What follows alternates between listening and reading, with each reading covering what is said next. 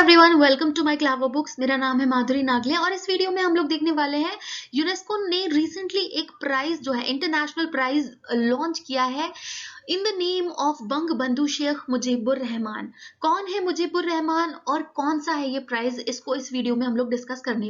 अगर आपकी कुछ क्वेरीज है, अगर आप कुछ पूछना चाहते हैं तो आप मुझे इंस्टाग्राम पर फॉलो कर सकते हैं, वहां पर आप मुझे मैसेज कर सकते हैं या फिर किसी भी वीडियो के कमेंट सेक्शन में जाकर आप कमेंट कर सकते वाले हैं। फर्स्ट ऑफ ऑल, यूनेस्को जो है उन्होंने ये डिसाइड किया है कि वो देंगे फील्ड ऑफ क्रिएटिव इकोनॉमी में ये प्राइज। ठीक है, व्हाट इज क्रिएटिव इकोनॉमी ये भी आपको पता होना चाहिए। नाउ बेसिकली अगर डेफिनेशन हम लोग देखें तो क्रिएटिव इकोनॉमी जो है वो सारी इकोनॉमिक एक्टिविटी को रेफर करता है जो किसी भी पर्सन की इंडिविजुअल क्रिएटिविटी और उसके इकोनॉमिक वैल्यू पर डिपेंड करती है। ठीक है, चाहे रिजल्ट जो है कल्चरल एलिमेंट हो या ना हो, बट यहाँ पर इंपॉर्टेंट चीज क्या है, क्रिएटिव इकोनॉमी वहीं पर होती है जहां पर इंडिविजुअल क्रिएटिविटी जो है मेन सोर्स ऑफ वैल्यू है और मेन कोज ऑफ ट्रांजैक्शन होता है। मुजीबुर रहमान जो है उनके नाम पर यह प्राइस नवंबर 2021 में स्टार्ट किया जा रहा है। द अमाउंट इज $50,000, मतलब काफी एक बड़ा अमाउंट है। 2 सालों में एक बार ये दिया जाना है। ठीक है, और जो इकोनॉमिक इनिशिएटिव्स यूथ लेंगे उनके ऊपर ये दिया जाएगा। According to UNESCO, the international awardee will create a knowledge sharing mechanism by capturing, celebrating and communicating best practice in the development of creative entrepreneurship। तो ये बेसिकली क्रिएटिविटी और यूथ को यहाँ पर टारगेट किया जा रहा है। तो सबसे पहले बता दूं मैं कुछ बातें मुजीबुर रहमान जी के बारे में। इनका जन्म जो है 1920 में हुआ और डेथ जो है 1975 में हुई थी। शेख मुजीबुर या शेख मुजीब भी इनको कहा जाता है, बंग बंधु भी इनको कहा जाता है। ये कौन थे? ये बांग्लादेशी पॉलिटिशियन एंड स्टेट्समैन थे। इनको बांग्लादेश का फादर ऑफ नेशन भी कहा जाता है। बांग्लादेश के क्रिएशन में और मतलब जो वेस्ट पाकिस्तान से है उससे अलग होने में इनका बहुत बड़ा रोल रहा है।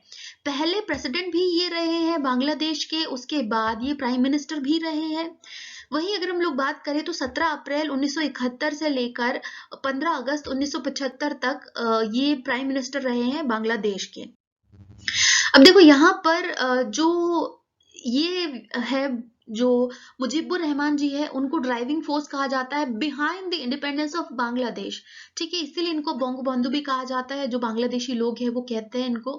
अब बेसिकली क्या हुआ था, जब बांग्लादेश का क्रिएशन हुआ था तो उसके बाद ये 75 तक 1975 तक ये बांग्लादेश के हेड रहे हैं, यानी कि प्राइम मिनिस्टर रहे हैं।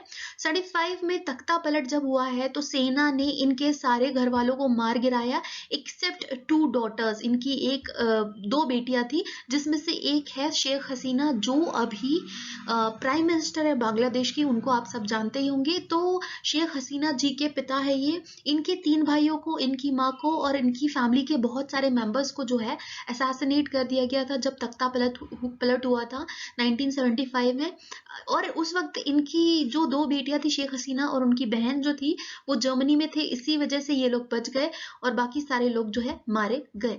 उसके बाद 1981 में जो शेख हसीना है वो इंडिया आई और उसके बाद फिर वो बांग्लादेश गई और इवेंचुअली उन्होंने आवामी लीग जो है उसका जो बागडोर है वो संभाली। वही बात करें हम लोग तो मुजीबुर रहमान जी ने 1949 में आवामी लीग की स्थापना की थी। ठीक है, east Pakistan based political party थी ये।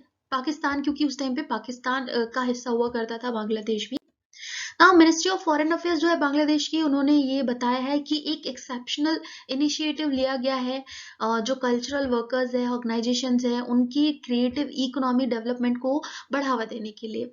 वही अगर हम लोग बात करें बांग्लादेश के foreign minister doctor A.K. Abdul मोमिन जो है उन्होंने ये कहा है कि अवार्ड जो है ये क्रिएट करेगा अपॉर्चुनिटी ताकि जो बंग बंधु है उनकी आइडियोलॉजीज को स्प्रेड किया जा सके वर्ल्ड वाइड और जो कल्चरल वर्कर्स है उनको भी इंस्पायर किया जा सके।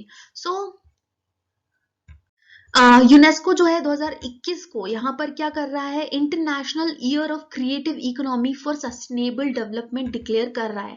Remember this point. यहाँ पर आपके बहुत सारे क्वेश्चंस बनते हैं यूपीएससी के लिए भी, क्योंकि अगर बात कर रहे हैं क्रिएटिव इकोनॉमी, तो क्रिएटिव इकोनॉमी के अलग अलग एस्पेक्ट आपको दिए जा सके यूपीएससी में।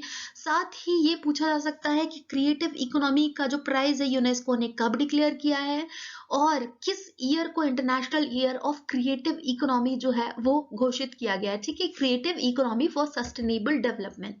यहाँ पर 23 यूनेस्को के इंटरनेशनल अवार्ड्स है जो इंटरनेशनल सेलिब्रिटीज और ऑर्गेनाइजेशन के नाम पर दिए जा रहे हैं। ठीक है, टोटल कितने अवार्ड्स है? 23। So that's it for now and thank you everyone for watching the video. मिलते हैं हम लोग नेक्स्ट वीडियो में।